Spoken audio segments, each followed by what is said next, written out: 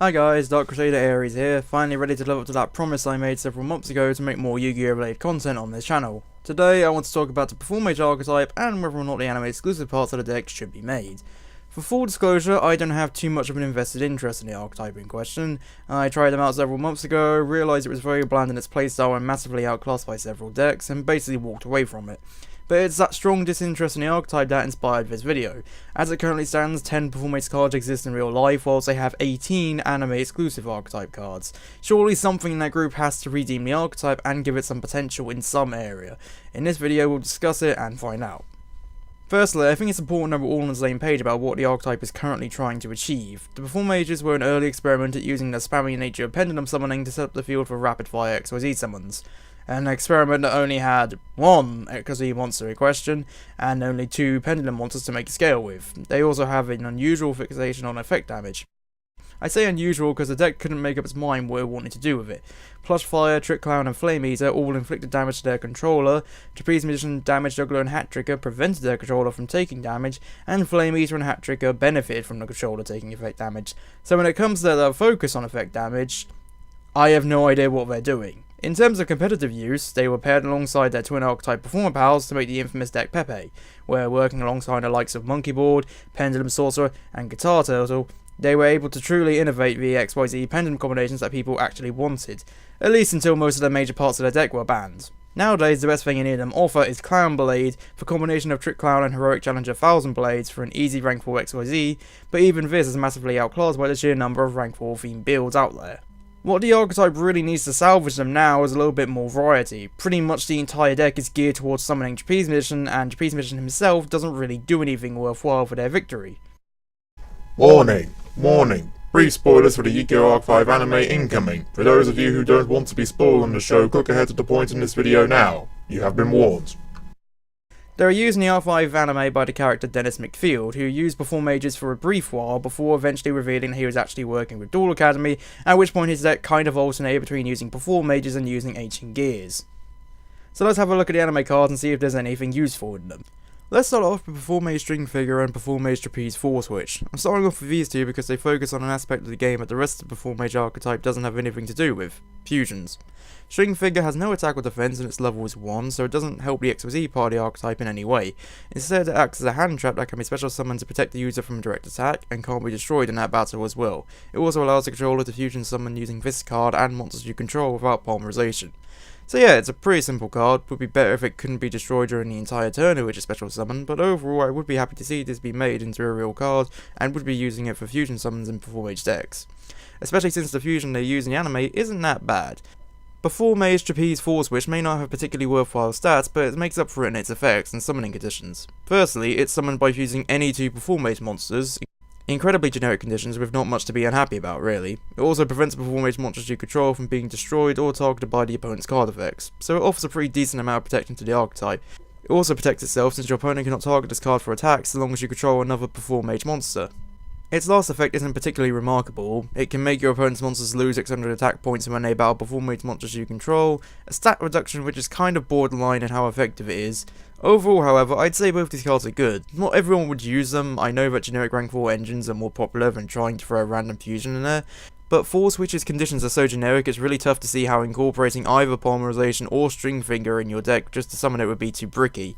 And to be honest, they really do just need to find a way to branch out for themselves. Currently, they're just a rank 4 XYZ deck, and there's so many better options out there that do the exact same thing. They need something to be a little bit more unique about them, and when I say be a bit more unique, I mean more than that really weird fixation they have on effect damage in the currently existing Performage cards. There's only one exclusive spell and trap card in their arsenal, and that being Performage Mage Hurricane. It's a spell card that allows you to bounce back all spell and trap cards on both players' fields as long as you control Performage monster. Now, a Giant Trunade that only works if you could choose one particular archetype is kind of borderline fair, considering Giant Trunade has been banned for a long time, but this one will only work if you're using one archetype. It's still a little bit hit or miss for me, since I'm not sure what everyone else's opinions are about whether or not Giant Trunade should be unbanned anytime soon. If this thing only worked on the Pendulum cards as spell and trap card zone, I don't think there'd be any complaints about it. A Pendulum player can use it to get out of an unfavourable Pendulum skill that they had to throw down in a moment of desperation without outright destroying the Pendulum monsters in order to do so. So I guess it depends what you really want to use this card for and what we think we can actually get away with nowadays. I'm going to be paraphrasing for these next two cards because their text and stats is kind of obscure in the anime, so we don't actually know everything that we need to know about them. So first we have Performage Candy Craftsman. It has an unhelpful level of 2, a pendulum scale of 5. Its pendulum effect allows you to increase your life points by 1000 if the weakest monster in your opponent's field at the end of the battle phase has more attack points than the total attack of all Performage monsters you control. That's such a strangely specific pendulum effect as far as increasing your life points are concerned, it's almost completely useless. And its monster effect prevents its destruction in battle once per turn. Flimsy Slimer is a level 4 with a pendulum scale of 3, and a pendulum effect that involves returning it to the hand, not sure what for, and a monster effect which special summons itself from the hand when you summon a Performage monster. Flimsy Slimer's monster effect obviously has some huge benefits. Being level 4, this is basically a very easy setup to summon Trapeze Magician, but we don't really know what else it does, we don't know what its stats are, and to be honest with you, we really don't know anything about Candy Craftsman. Right now, there's an argument that can be made for Flimsy Slimer to be turned into a real card, but there's really nowhere near enough information about Candy Craftsman to make the same sort of case. Okay, now with those out of the way, it's time for the oh so long list of pendulum monsters that Performages have in the anime that don't exist in real life. So we have Performage Ball Balancer. It's level 4, so it somewhat functions as support for Trapeze Magician. It has a decent 1800 defense but mediocre attack, and the only way this card can be salvaged now is if it has decent abilities. Its pendulum effect allows you to send one pendulum monster from your extra deck to the graveyard, and its monster effect special summons itself from the graveyard whenever your opponent declares a direct attack. The pendulum effect has some possibilities to it. It comes down to whether or not you're in a position where pendulum summoning that monster instead is not a viable option, so it's kind of situational, but an argument can be made for it. Its monster effect is kind of useful, I guess. Being a pendulum monster is a little bit more difficult to get in the graveyard than you'd want for this sort of ability, but you could just use as XYZ material for Trapeze Magician, at which point it's guaranteed to touch the graveyard at some point. It's kind of limp-wristed recovery / protection, but it does do its job to a degree. So overall, Ball Balancer is a very meh look to the beginning of these Performage monsters. Now let's take a look at Performage Bonus Dealer. Once again, the level, attack and defense are largely irrelevant for this card's usefulness. The effects, however, are another story. The pendulum effect allows you to draw 2 cards if you pendulum summon 3 or more Perform Power or Performage monsters from your hands at once, and the monster effect allows you to give one monster you control a 1000 attack point boost until the end of the turn by returning one pendulum monster you control to your extra deck. Gee, can you even imagine what Pepe in its prime would have done with this guy? As if they didn't have enough draw power as it is, they could have easily drawn another 2 cards whenever they pendulum summoned 3 or more monsters from the hand at once. And a 1000 attack point boost is nothing to overlook either. So yeah, this kind of redeems the archetype, perhaps too much so, but then again we're debating whether or not these cards should be made, not whether or not they should be banned. Next up, Performage Bubble Gardener. It's level 4 and it comes with 2000 defense, so at last we're looking at something with decent stats in this archetype. Its pendulum effect allows you to halve the battle damage you take once per turn if you have another Performage monster in your pendulum zone, and its monster effect prevents the Performage monster on your field from being destroyed once per turn. So it's a defensive card through and through. Overall, I'd say this one is worth a spin at the very least. None of those effects are truly out of this world, but there's definitely some use behind them. Now for this next monster, I should explain that when we take a look at the XYZ monsters exclusive to the anime, there's going to be some rank 5 XYZs to look at. This is why Performage Cup Trigger is level 5, unfortunately with stat line of a level 3 from the early 2000s. Like most of the monsters we've looked at so far, the stats are largely irrelevant, although a pendulum scale of 1 is kind of a nice touch. The main focus on this card is on XYZ materials. From the pendulum zone, this card could be attached to an XYZ monster as an XYZ material. From the hand, it can be special summoned by detaching an XYZ material from an XYZ monster you control, and when sent to the graveyard as an XYZ material, you can move one XYZ material from one XYZ monster you control to another. It's kind of a shame that all these effects assert that you must already control an XYZ monster to use any of them, but there is definitely good effects here. I just kind of wish it helped you summon the XYZ monster in the first place. The hand effect especially works well with one of the rank 5s we'll be looking at later. So, Performage Fire Dancer, this one won't take too long. Pros, it's level 4, it has a pendulum scale of 6, and its pendulum effect allows a monster you control to inflict piercing damage. Cons, its stats are pathetic, and its monster effect is a meager 600 attack point stat reduction to the monster that destroyed it in battle. You can get around the cons by just using this card for an XYZ summon as soon as it hits the field, but it's kind of a waste of a monster card if that's all it's being used for. Shame really, I actually really like the artwork of this one, and the idea of the monster itself is much better than most of the other cards in this video. It's also one of the few anime exclusive Performage monsters that still has an aspect of fire related to it like the real existing Performage cards. And now, brace yourselves for one of the most inconceived anime exclusive cards you will ever see, Performage Magic Tactician. Once again, a bizarre level 1 monster and an archetype focused on level 4 and 5 monsters. Once again, terrible stats even with a pendulum scale of 5. An incredibly situational pendulum effect that requires you to destroy all cards in your pendulum zones to prevent the destruction of other spell and trap cards you control. But the true mess comes in the monster effect. When exactly one monster you control is targeted by a card or effect, you can discard this card and send another monster you control to the graveyard to pick another monster you control and redirect the card/effect to that monster instead. Now, call me greedy, but at the point when I'm discarding one resource and attributing another, I would expect this to just negate the effect outright or to turn it around onto my opponent, not just allow me to choose how I get screwed over. I mean, the conditions for this card activation is that you must control 3 other monsters on your field while this card is in your hand, and the truly ridiculous part in all this is that if this situation truly does worry you, then you could just run Shift, a trap card that has been around since 2002. Yes, this is a hand trap, whereas Shift is just a regular trap, so you're giving away that you're trying to stop what the opponent is doing in that circumstance. But realistically, that situation is so vague in the first place that it's really not worth running either the card to prevent. I honestly don't know why the Performage needed this sort of thing, but I'm glad if nothing else that this card has remained anime exclusive, and I hope to all hell that it stays that way. Winning the award for the most fitting name ever, Performage Overlay Juggler. In typical Performage fashion, the stats are largely underwhelming, minus the pendulum scale of 6. This card's real interest is in manipulating XYZ materials. From the pendulum zone, you can take one XYZ monster you control and turn it into another material for an existing XYZ monster, whilst in the monster card zone, you can attach it to an XYZ monster you control. These sort of effects make complete sense in an XYZ pendulum focused archetype, and I actually think the card has some somewhat potential behind it. It's just a shame that the stats don't match the rest of the usage of the card. And just as things start to make sense, we get another random card that seems to have come from someone who didn't take one look at the archetype. Reversal Dancer is another level 1 monster with terrible stats, except this time his effects don't even support the rest of the deck. Its pendulum and monster effects are almost exactly the same, increasing one of your Performage's attack points by the boost that one of your opponent's monsters receives. There's absolutely no card in the Performage archetype that specifically increases the attack points of just your opponent's monsters, though there's no real way to combo this off of anything. It just basically exists because characters in the anime need ways to benefit from what the opponent is doing all the time, and despite how oddly situational it is that these things happen, it obviously does because it's the anime world and things can just happen like that. In a real life scenario, no one would run this thing because assuming that they have to wait for the opponent to do a stat boost on their own accord just is too slow for people. Next we have Performage Water Dancer, or as I like to call it, Block Attack, the monster card. Because that's all it does. The pendulum effect switches an opponent's monster to defense mode once per turn, and the monster effect switches the monster that destroys it in battle to defense mode. It's level 4 this time, but the effects are just so dated by modern standards. I'm not saying they're useless, but they just feel so weird on the card designed so recently. I guess when paired with Fire Dancer in the pendulum zone, you can switch your opponent's monsters to defense mode, then inflict piercing damage to your opponent, but even then, that combo is pretty weak by nowadays standards. Finally, addressing the growing stat issue with a lot of these cards, we have Wind Drainer as a level 5 monster with 2100 attack and 0 defense, acceptable stats at last. Its pendulum effect allows you to reduce the level of one monster you control, something I kind of thought would have been better if it was the other way around and allowed you to turn a level 4 monster into a level 5 instead. Its monster effect special summons itself from your hand when your opponent is the only one that controls monsters, but doing so lowers its level by 1. The cost isn't too bad, this is a rank 4 focused archetype after all.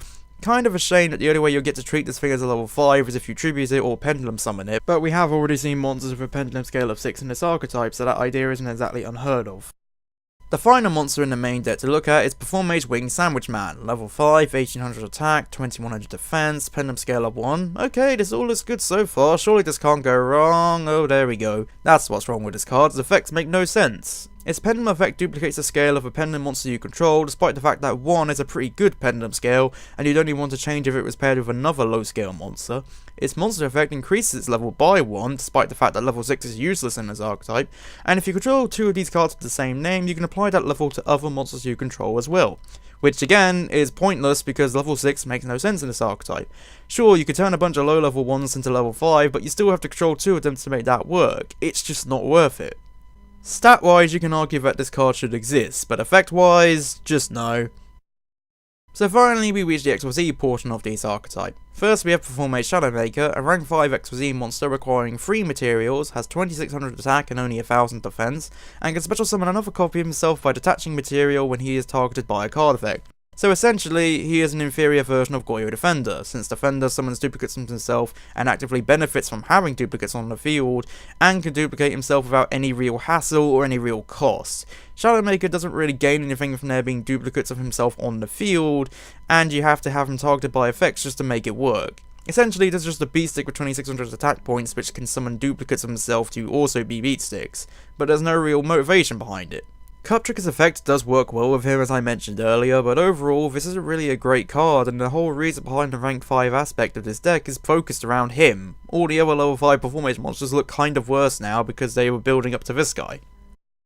The final card to look at, the boss monster of the archetype, I guess, is Performage Trapeze High Magician. Rank 5, 2700 attack, decent defense, only requires 2 level 5 spellcaster type monsters. By detaching one material during either player's turn, you can prevent this card's destruction up to 3 times in that turn, and if you summon this guy using a rank 4 XYZ this turn, you can detach one material to attack the 3 times with this monster, but can only attack directly once via this way. The obvious implication is that you're supposed to use any generic rank up magic spell alongside Trapeze Magician to summon this guy to the field to fulfill that second condition. Which is a simple enough summoning method for this guy, I guess, even if that does mean you have to run one single rank up magic spell in a deck where only one monster can be summoned, right? The only thing I'm really not sure about this card is why it's restricted from attacking the opponent directly more than once with that triple attack thing. It's basically the same effect as what Odd Eye's Rebellion Dragon has, and that card can attack your opponent directly as many times as it wants to with its triple attacks. So it kind of feels like they nerfed it unnecessarily here. And again, even though this is rank 5 XYZs, it doesn't really have anything to do with the level 5 focus these anime exclusive cards have had. Again, you're going to be summoning this thing with a rank up magic spell on Trapeze Magician, not by summoning 2 level 5 other Performage monsters and just overlaying them together. And that is the anime exclusive cards from the Performage archetype. And, well, it doesn't look good, people. There are some good cards here, some generic level 4s that work with the general pattern of summoning Trapeze Magician. The fusion aspect is a nice touch to give the deck a little bit of variety, and I truly do like the idea behind some of these level 5 monsters. The only problem is the level 5 monsters don't build up to anything useful. Shadowmaker needs a complete effect rechange to even be remotely considered good or worth running, and currently there's no reason to really go that far. As for the boss monster, being able to attack 3 times is nice, being able to protect yourself from destruction 3 times is also good, but it's just summoned through any generic rank up spell, and it still doesn't really feel like a boss monster.